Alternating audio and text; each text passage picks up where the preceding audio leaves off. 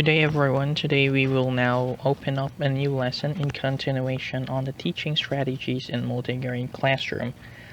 Yesterday we did talk about the peeling off as a strategy on teaching in a multi-grade classroom. For today we will now focus into two different strategies, which are the differentiated instruction and the one input and many activities shared output. So our lesson objectives for today is at the end of the lesson, you will be able to determine how to use differentiated instruction and also the one input, many output strategies in teaching multi-grade classes. Second is you will be able to create a classroom activity using the differentiated instruction and one input and the many output strategies. Now let us begin with the first strategy. That is the differentiated instruction. We'll begin by answering the question, what is differentiated instruction? At a most basic level, the differentiation consists of the efforts of teachers to respond to variance among learners in a classroom.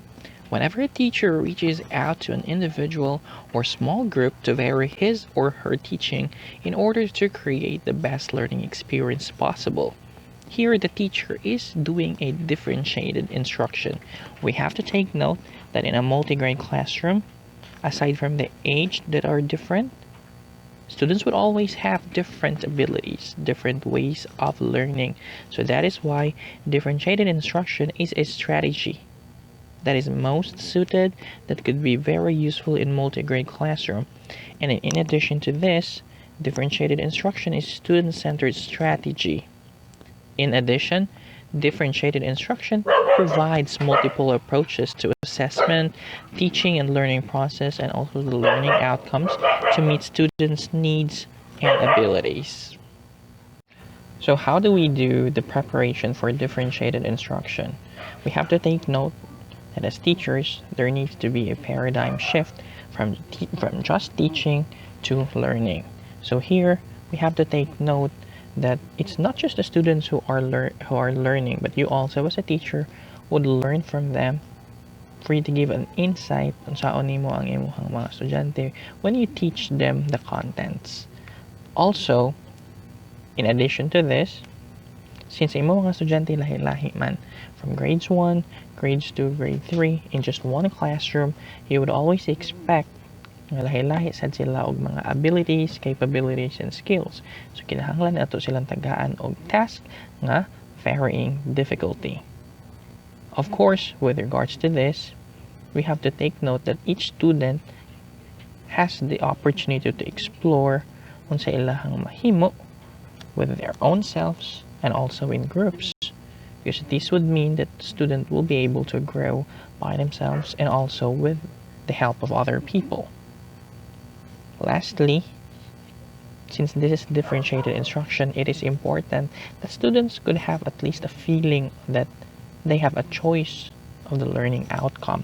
Because in the end, the center of the teaching and learning process would always be the students.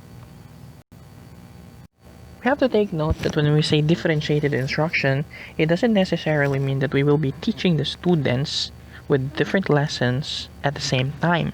So that is the reason why Carol Tomlinson said that in differentiated instruction, there are three areas to differentiate. So first, it could either be content. Second, it could either be process, or it could also either be a product. So how does differentiating lesson focusing on the content?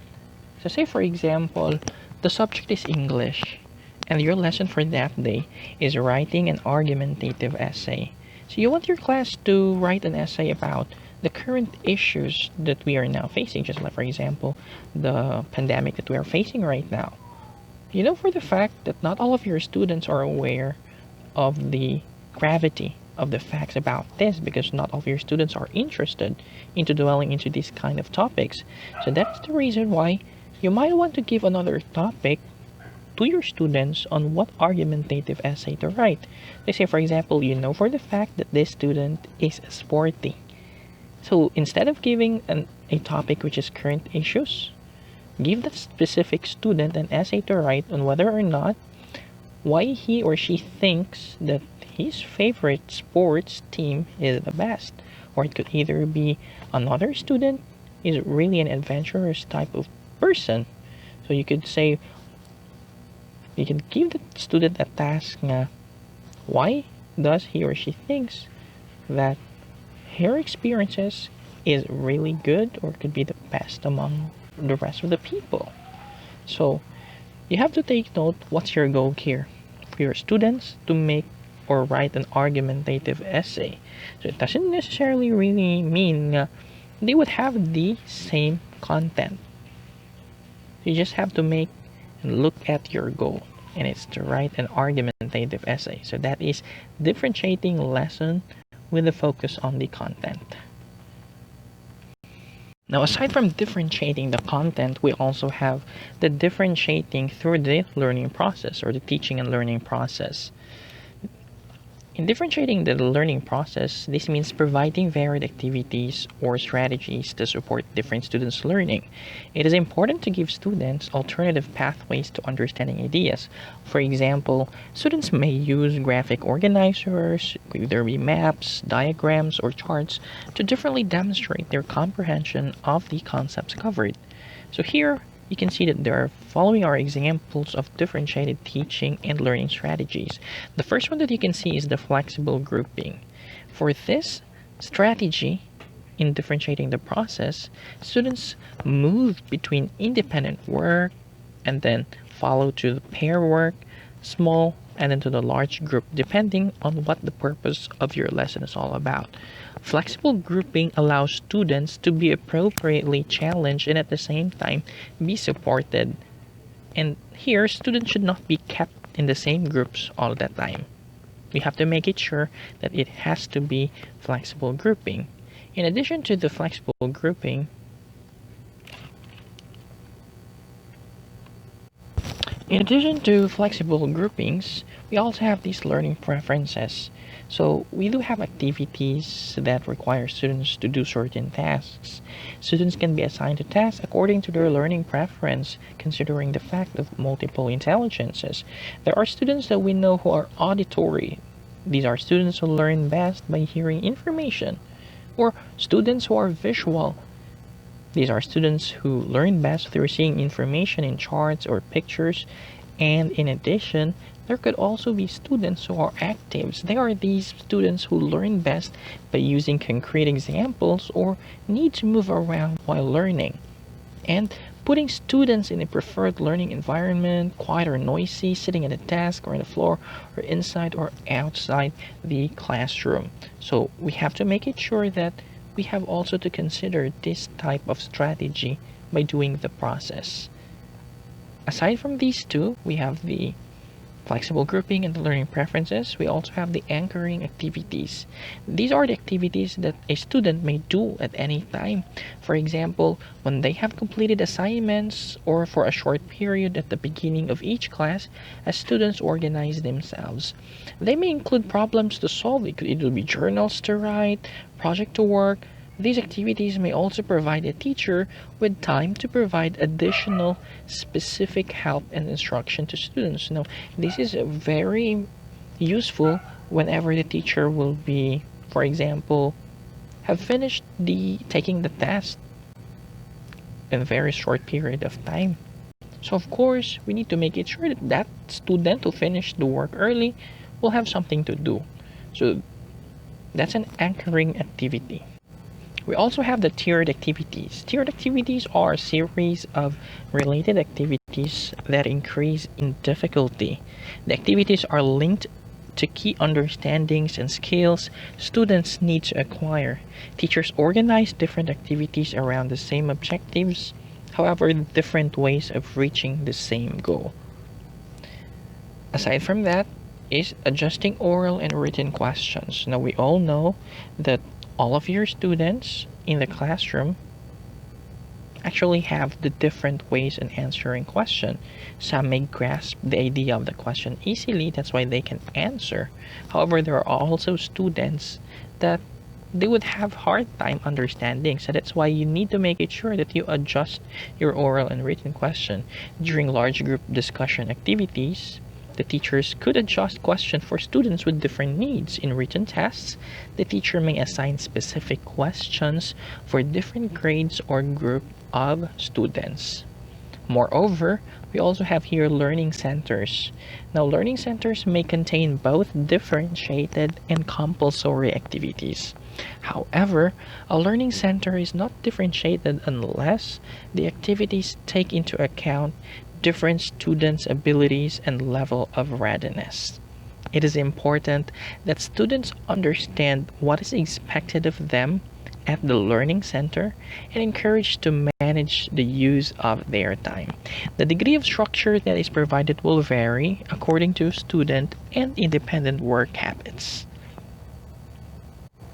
Lastly, we have these independent and shared study projects. For independent study projects, these are research projects where students learn how to develop skills for independent learning. The degree of help and structure will vary between students depending on their ability. Shared study projects are where 2 or 3 students work together on a project. So all students share the research, the analysis, and organization of the information, but each student must complete an individual project to demonstrate learning has taken place. So those are the different strategies on how to differentiate the processes. So in simple terms, it doesn't necessarily mean that when you do a task, this is the only way how you will be able to complete the task. You could actually use other means, other processes, other instructions to reach the same goal. So that's it for differentiating processes. Third and the last way of differentiating in the differentiated instruction is the product. So this is just very typical. For example, we have an English lesson, and you might want your students to accomplish a certain task or accomplish a certain output. Now, it doesn't necessarily mean that you will be assigning your students making the same output. So in differentiating product, still in mind that you have one goal. However, it doesn't necessarily mean that to reach that goal, you'll only have to do the same thing. So in differentiating products, students can make either a report, a drawing, a diorama, and a comic strip, which is related to the objective of the task that you are telling them to do. So that's it for differentiating product. One objective, however, there are a lot of ways on how you are able to accomplish it by making this certain output. Okay, that's it for differentiating product. Here in the next 3 slides is a model of differentiating in a multi-grade class. Now I want you to read in toto and carefully read all the information, all the contents on this model so that you will have a grasp on how to plan a differentiated instruction in a multi-grade classroom.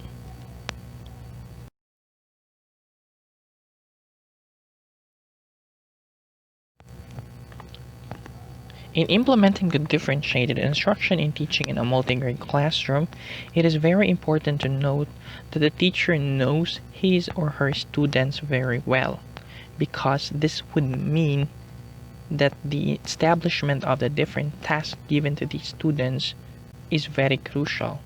So relationship between the teacher and the students is very necessary, and it was vital for the accomplishment of the objectives of the lesson.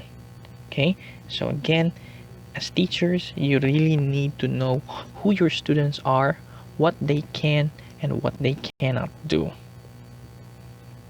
We move on to the next strategy in teaching in multi-grade classroom, and that is one input, many activities, and shared output strategy.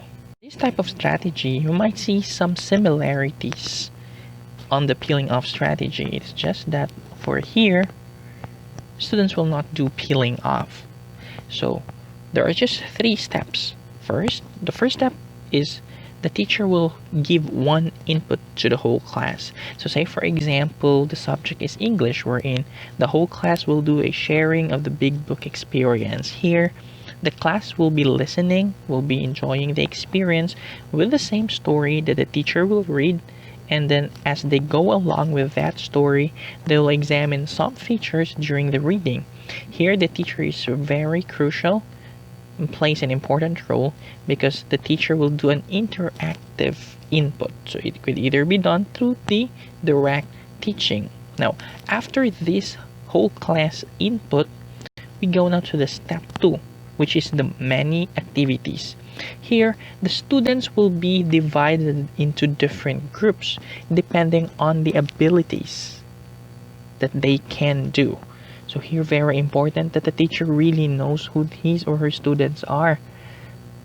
So depending upon the purpose of the teacher, here, our example, the class is grouped according to their abilities. Could either be according to grades and their abilities. So here, grade 4 students are grouped, also grade 5 students are grouped, and also grade 6 students are grouped. So in every group, they will do different tasks. For the grade 4 group, after reading the story and being shared by the teacher, they will be drawing a map of the events of the story in the correct sequence and write labels and sentences to explain a story map that they've created. For the grade 5, they will have a different activity compared to the grade 4 students because what they will do, they will read the story again, and in their group, they will answer questions about the story and evaluate how they feel after the story was shared to them and after they have reread the story. For the grade 6 would also be different activity compared to the previous two groups because grade 6 group will predict what could happen in the story and they will be writing a continuing story about other events that could happen next. Now, given a specific time for them to accomplish the tasks, after such a time, they will now go to the third step, which is shared output. Here, it will be a whole class sharing time. The students could be arranged in a circle formation wherein the three groups now will share their work with the rest of the class and explain what their task was and how they did accomplish it. Second is each group, or there could be an assigned group organizer wherein they can display their group's work about the story. So here in this case, the story maps, the question and answers, and the predicted continuing stories for the whole class to read and enjoy. Afterwards, the teacher may add more labels to display with further questions for the students to think about later. So this could become a beginning of a learning center with more text cards about the story. So an important role here of the teacher is the supervision and giving of an interactive discussion while the sharing is ongoing. So that's it for the one input, many activities, shared output strategy. Again, let us remember that first step is one input to the whole class.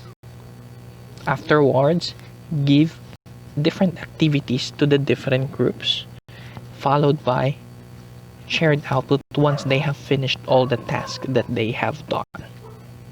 Having known all these strategies, first is the peeling off strategy, the differentiated instruction, the one input, many activities, shared output strategy.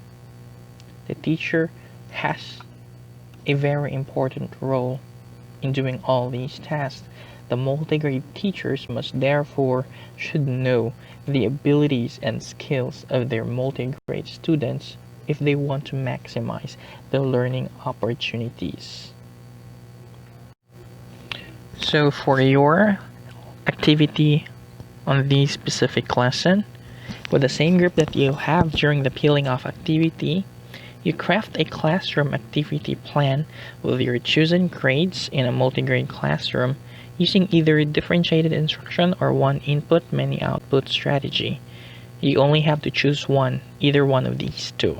Criteria for scoring: first, you are graded for the content as 10 points, organization as 5 points, and the format is also 5 points. You have to take note that all members should submit the output regardless if it's the same. This is for my monitoring. And also in the output that you will submit, it should bear the names of the members. Thank you very much. This has been your instructor, Mr. Vernal A. Garma, and I hope you learned something about our lesson on the different teaching strategies in multi-grade classroom.